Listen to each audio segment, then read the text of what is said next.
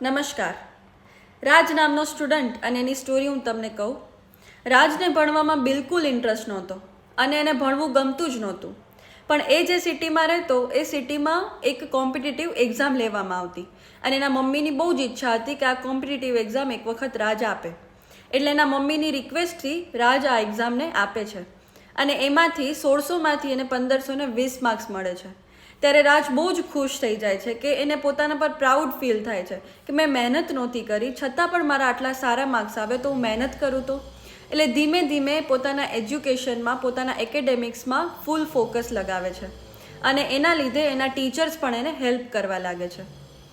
સારી લાઈફ બનાવે છે, સેટ થાય છે, સારી ફિલ્ડમાં જોબ કરે છે અને પોતાની આખી લાઈફ સેટ કરે છે.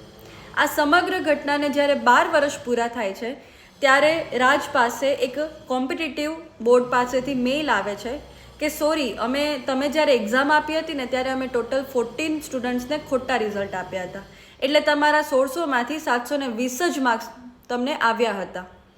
ત્યારે રાજને રિયલાઇઝ થાય છે કે આપણે માર્ક્સથી ઇન્ટેલિજન્ટ નહીં પણ આપણે મનમાં નક્કી કરીએ ને તો આપણે ખરેખર ઇન્ટેલિજન્ટ બની શકીએ છીએ. એટલે આ સ્ટોરી પરથી શીખવા મળે છે કે આપણે જો મનમાં જીતી જઈએ તો હંમેશા જીતતા રહીશું અને મનથી હારી જઈશું તો હંમેશા હારતા રહીશું. નમસ્કાર.